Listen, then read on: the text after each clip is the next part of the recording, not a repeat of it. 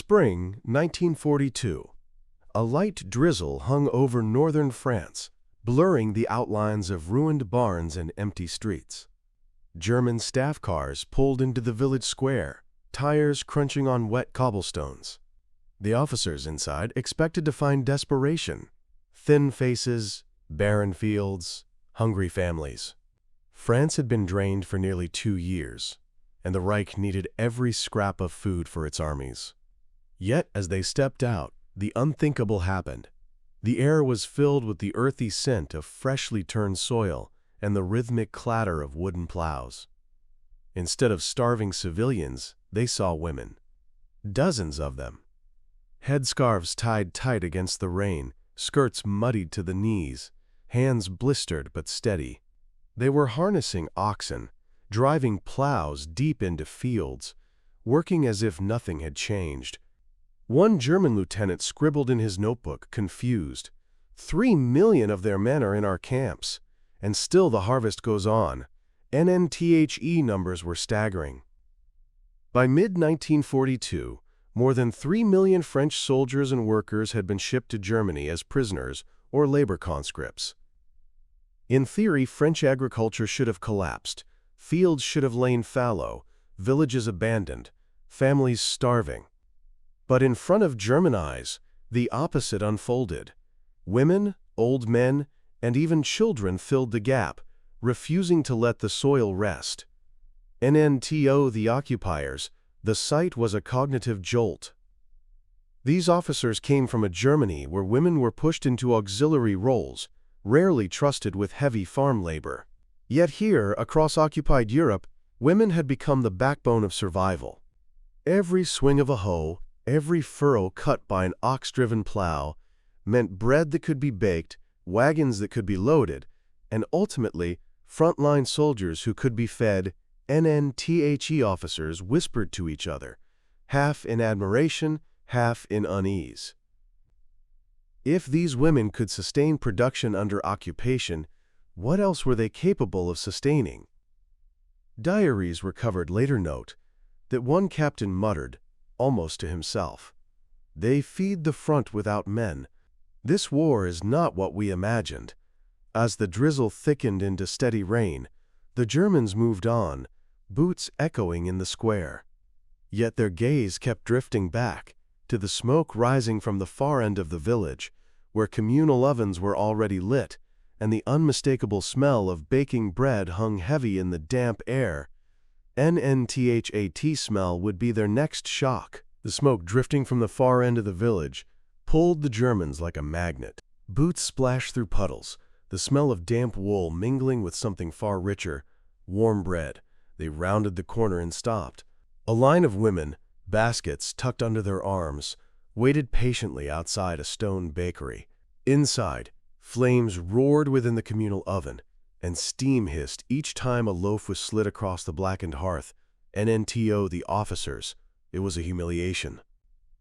German supply reports showed that frontline rations had already fallen to 500 calories per day, barely enough for a soldier marching under fire. Their troops chewed stale rye, sometimes laced with sawdust filler, and washed it down with ersatz coffee brewed from roasted acorns. Yet here, in an occupied village, peasants queued for loaves weighing half a kilo each, steaming, golden, fragrant.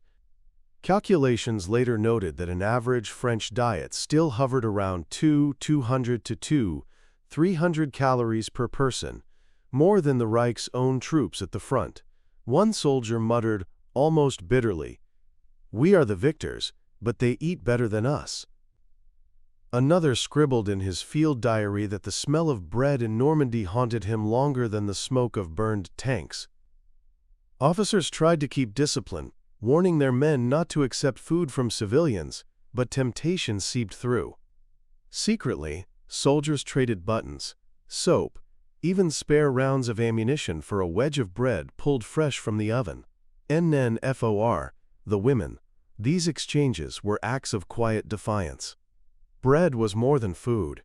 It was continuity, dignity, a reminder that life would not be broken by occupation. Every loaf baked was a signal. The fields still produced, the ovens still burned, the community still fed its own. NNTHE officers, keeping stern faces, marked down figures and requisition quotas. Reports demanded tonnage, calories, conversions into rail shipments. But privately, unease crept in. Bread represented more than numbers. It meant resilience, invisible but undeniable. If the enemy's villages could smell like this in the middle of a world war, what did that mean for Germany's hopes of starving them into submission?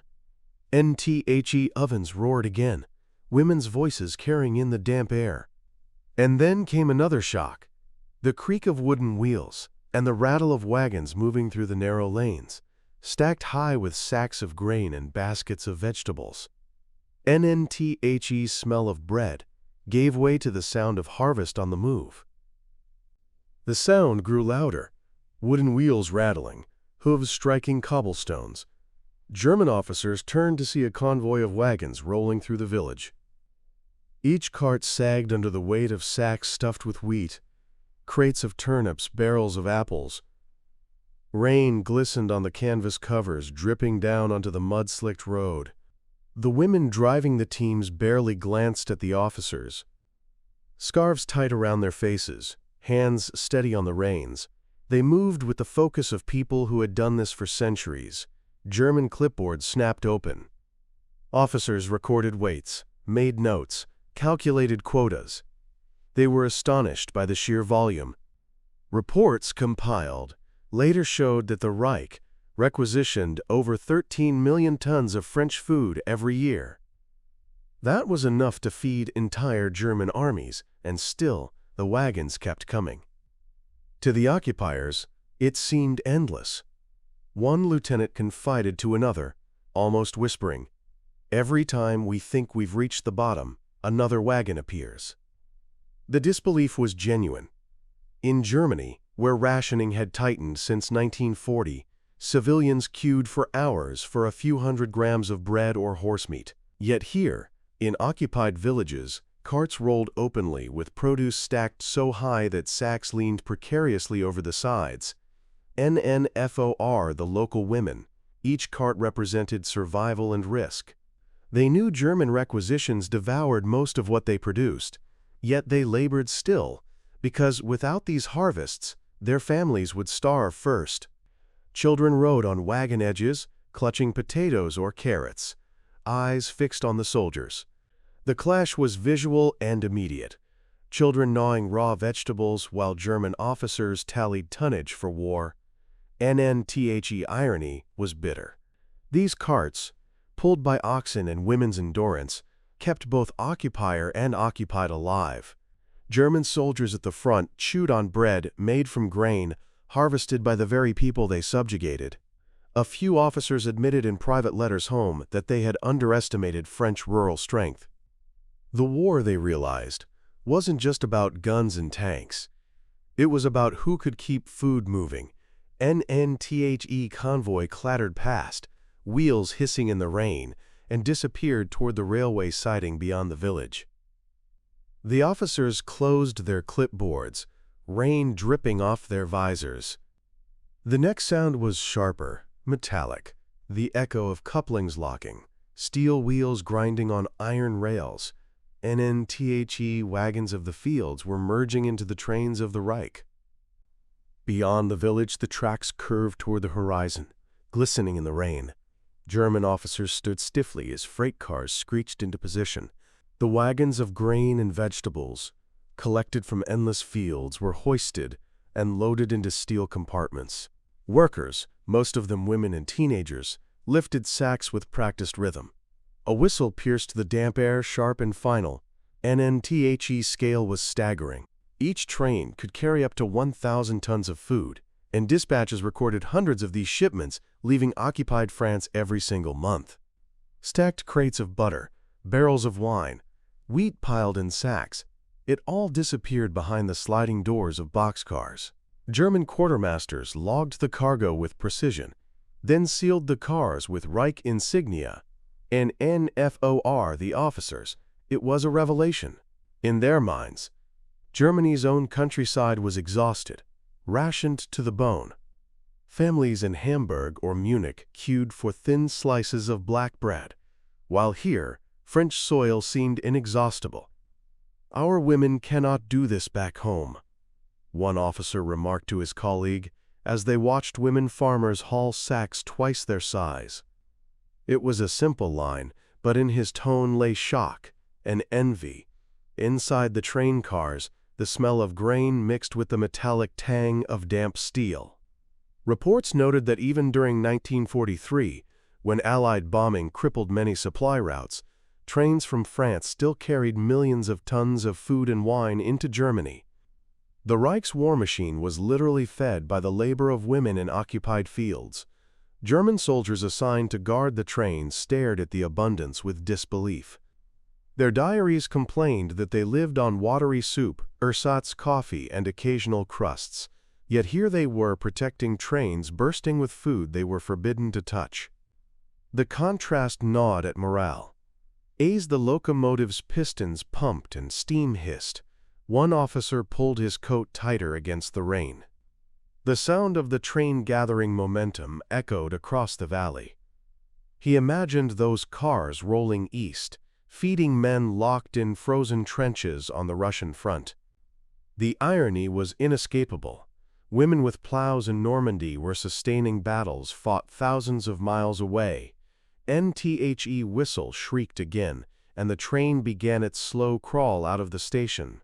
Its sound bled into another, the heavy toll of church bells drifting from the village behind them.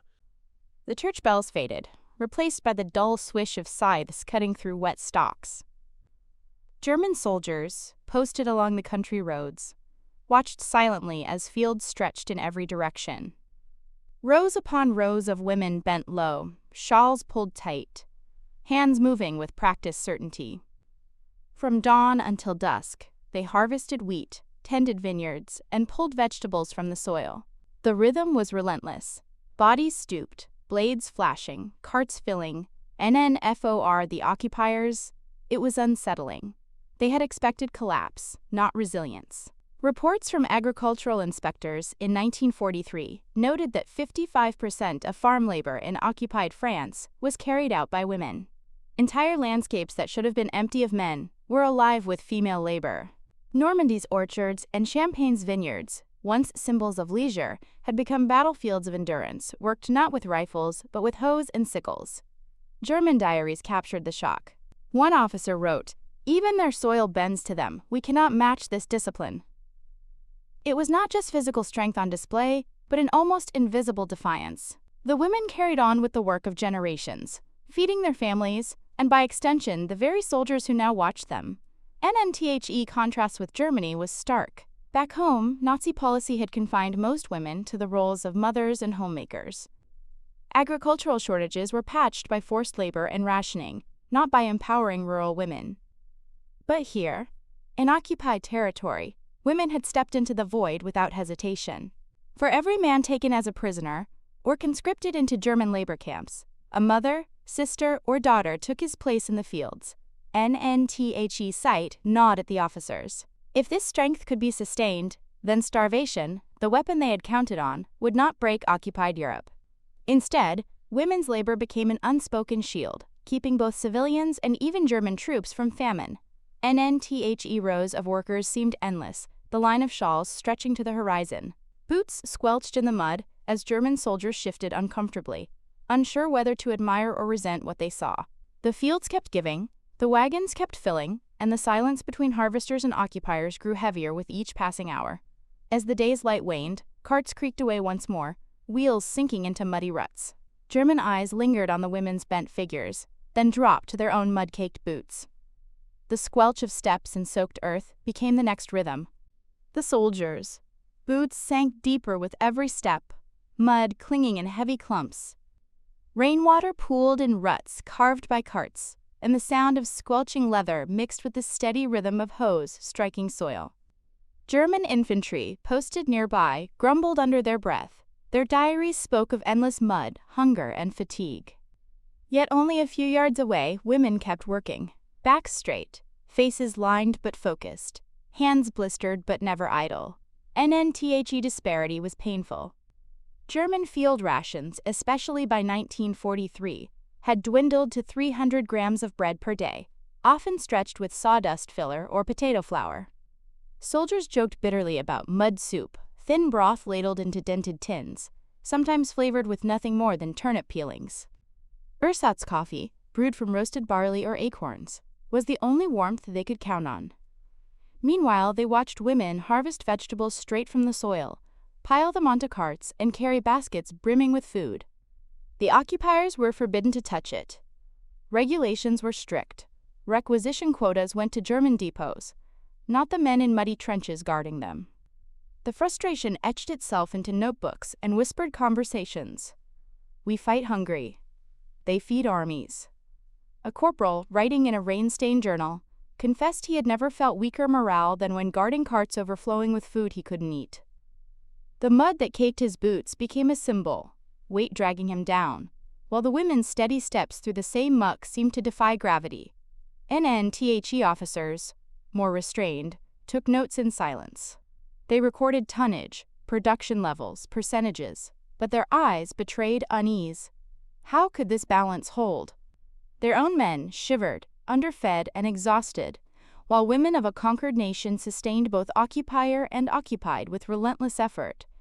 As evening settled, lanterns flickered to life in farmhouse windows. The soldiers stamped their boots, trying to shake off the mud, but it clung stubbornly. Across the fields, women still moved methodically, the glow of oil lamps tracing silhouettes against rows of crops. The mud, the hunger, the endless work, all of it collided in the officers' minds. And then, as the soldiers trudged back toward the village, the smell of kitchens reached them, rich, buttery, almost sweet. The contrast was unbearable. The smell drifted through the damp night air, warm, fatty, unmistakably rich. German soldiers followed it with their noses until they reached the farmhouse kitchens. Inside, butter hissed on iron pans, eggs cracked against enamel bowls, and loaves cooled on wooden racks. Cheese wheels rested on shelves, pale and solid, waiting to be sliced. For men used to watery broth and ersatz bread, it was torture to watch. And reports from the time confirm the contrast. German officer rations, already strained, often lacked butter, fresh eggs, or meat. In many units, preserved cans and synthetic substitutes had replaced real dairy altogether. Meanwhile, kitchens in occupied France still managed to put butter, cheese, and eggs on tables, sometimes through barter, sometimes through sheer resilience. The irony cut deep. Red Cross records sharpened the sting further. Parcels sent to Allied prisoners of war often contained chocolate, canned meat, powdered milk, and cigarettes.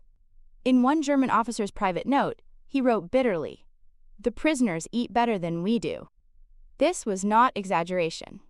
Comparisons show that a single Red Cross parcel often exceeded the weekly caloric intake of a German officer stationed in the field. Inside the kitchens, women moved quietly but efficiently. They bartered butter for soap, eggs for cloth, or cheese for news from distant relatives. The windows were shuttered, conversations hushed, but the sense of continuity was clear. Life persisted, meals continued, dignity remained. To the officers peering in, it was unnerving. One captain admitted in his diary, "We are the conquerors, yet they eat like kings." The statement carried no triumph, only disbelief. The myth of dominance, reinforced in every German speech and newspaper, collided head-on with the smell of a farmhouse meal. It was a kind of psychological defeat, inflicted without a single shot fired. NNFOR the women, each kitchen represented quiet defiance.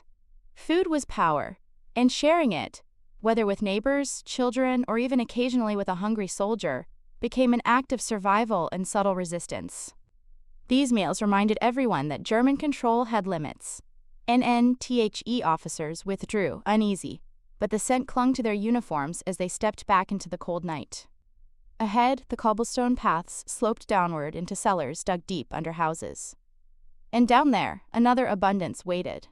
The cobblestones grew slick as the officers descended narrow steps into a stone cellar. The air changed immediately, cool, damp, and heavy with the scent of oak barrels. Lantern light flickered across rows of bottles stacked to the ceiling, their glass catching glints of gold and red.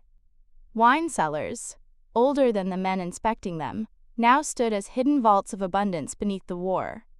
German requisition teams moved quickly. Ledgers were opened, crates tallied, chalk marks scrawled on the walls. Each barrel represented calories and morale, liquid fuel for the Wehrmacht. Sources from the period estimate that 1.5 million gallons of French wine were seized annually by occupying forces. The number staggered even the men recording them. NNTO the officers, it was more than spoils, it was contrast. At home, in Germany, rationing meant watered beer and rare spirits. In letters back, soldiers confessed disbelief that occupied villages seemed to swim in wine cellars more lavish than anything in Bavaria or Saxony. One quartermaster noted dryly, "We cannot drink our own cellars this way." It was half complaint, half marvel. NNTHE women who owned these cellars often stood silently during inspections, arms crossed, eyes steady. They knew what was being taken. Some hid bottles behind false walls or beneath floorboards, gambling that at least part of their heritage would survive the war. Others watched without words as officers chalked requisition marks, knowing resistance would bring punishment. NNTHE soldiers themselves, especially those from rural German towns, felt the irony keenly. They guarded crates of wine, destined for officers at the front, while they themselves were issued bitter ersatz coffee. Diaries reveal the quiet resentment. They were starving protectors of abundance they could never taste. As crates were carried up the steps, glass rattled, echoing against the cellar's stone walls. One officer lifted a bottle, admired its label, and placed it back with a sigh. It wasn't just the wine. It was the realization of how deep the reserves seemed to run. While German propaganda painted Europe as exhausted, these cellars suggested otherwise. Above ground, soldiers watched bottles stacked into wagons, the clink of glass drowned by distant bells. Then a sudden shatter. A dropped bottle exploded on the stones, red liquid spreading like blood across the floor. The sound rang harsh, jarring, cutting into silence. NNTHAT silence would soon be broken by something older and steadier, the sound of church bells. The broken bottle's echo faded, replaced by a softer, steadier rhythm. Church bells rolling across the valley. It was Sunday morning. German officers, their ledgers closed for now, stepped outside to find villagers walking toward the stone church. Women in dark shawls carried baskets, children clutched their hands, and old men followed with heads bowed. The bells tolled not just for prayer, but for endurance. NNTO the occupiers, the sight was puzzling. In their view, occupied France should have been spiritually broken by now, its men taken, its resources drained. Yet here were women, stopping their work for 1 hour, filing into a sanctuary that seemed untouched by war. Inside, hymns rose in a language the Germans understood only partially, but the effect was unmistakable. Unity and reports from German intelligence units noted this persistence with unease. Despite deportations, rationing, and seizures, rural communities continued to gather weekly, blending faith with discipline. Sources estimate that by 1943, over 40 million civilians in occupied France were still being fed and sustained through local production, much of it directed by women. Faith and farming intertwined, strengthening each other in ways the occupiers struggled to quantify. The sergeant scribbled a brief entry. "They are stronger than us, though they have nothing." The line captured the contradiction. German morale, worn down by hunger and endless fronts, frayed under the weight of shortages. Meanwhile, villagers in occupied France maintained not just survival, but rituals, symbols of life beyond the occupier's reach. NNTHE officers observed silently as women left the church, their baskets now carrying bread blessed during service. Children skipped ahead, shoes clattering on cobblestones. For the Germans it was unsettling. Bread had already been a point of envy. Now it carried a spiritual weight as well. These rituals fed not only bodies but morale, a kind of resistance that did not need guns or barricades. Church bells echoed long after the doors closed, mixing with the sound of scythes returning to the fields. The transition was seamless, faith on Sunday morning, harvest by Sunday afternoon. German officers noted the discipline in reports, but privately some admitted it shook them more than weapons. As bells faded, the sharp rasp of blades through grain took over once again. The rhythm of harvest rose relentless, preparing the ground for the next shock. The rasp of scythes grew sharper as the day lengthened. German officers followed the sound to the edge of vast fields where the harvest was underway. Women swung blades in wide arcs, grain stalks collapsing into neat rows. Children bundled sheaves, stacking them higher than their shoulders, while older women tied them with practice knots. The sheer scale hit the officers immediately. It seemed as if the land itself was endless, yielding without pause. One officer opened his notebook and calculated quickly. Estimates showed that French farms, even under occupation, produced over 60 million quintals of grain annually, a figure that stunned inspectors. The Reich consumed ton after ton, yet here was proof the soil kept giving. Each wagon loaded from these fields meant another frontline battalion fed. For the Germans, it was a paradox. They sought to starve occupied France into submission, but instead, France fed them. NNTHE disbelief crept into their words. "It never ends," muttered a quartermaster as he watched sheaves rise into piles taller than wagons. Compared to the shortages in German villages, thin bread slices, ersatz butter, watery stews, the abundance seemed almost obscene. Soldiers guarding the harvest shifted uneasily, their bellies aching at the sight of mountains of food they would never taste. NTHE harvest was more than survival, it was continuity. Generations had worked these fields, and the women knew the rhythm instinctively. Their movements were quick, efficient, coordinated, almost militarized in precision. Officers, trained to measure strength in divisions and tanks, realized they were witnessing another kind of army, silent, unarmed, but unyielding. NNTHE visual contrast struck hardest. Mud-streaked German uniforms framed against golden piles of grain, weary soldiers with hollow eyes staring at stacks of bread's raw source. It was victory and defeat in one picture. The occupiers depended on the very resilience they could not crush. As the wagons creaked away, filled to the brim with sacks, the officers recorded their figures. But the numbers could not erase the unease. If France's women could carry this burden year after year, how could Germany hope to break them?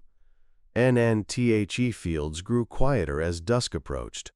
Grain sacks stood in shadowed heaps, children clinging to their mothers' skirts. One girl, clutching a crust of bread, began to cry softly. The sound carried, fragile but piercing, pulling the officers' gaze away from the mountains of harvest toward the human cost below. The child's sobs echoed faintly across the hushed field. German officers shifted uncomfortably, their ledgers suddenly heavy in their hands. The abundance of grain, the endless wagons, the loaded trains, all of it seemed less triumphant when set against the sight of a child clutching bread, baked by a mother who had worked herself to exhaustion. The war's arithmetic of calories and quotas was stripped bare, replaced by something human and undeniable. NNBY 1945, records confirm that women made up over 70% of rural food labor across occupied Europe. They had not chosen the war, but they carried it, feeding both their own children and, unwillingly, the armies that occupied them.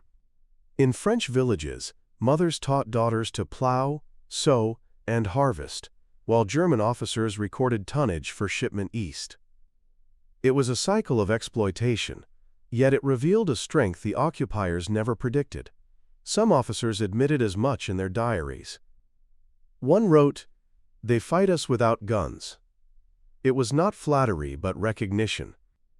The women's defiance lay in their refusal to let the soil go barren, to let families starve, to surrender the rhythm of life to an empire that demanded everything. Every loaf of bread, every bottle of wine, every wagon of grain testified not just to survival, but to endurance. Untold irony stung hardest for the soldiers themselves. German troops at the front chewed stale crusts, rationed thin slices, and boiled watery stews, while the women behind enemy lines kept ovens hot, cellars stocked, and children fed.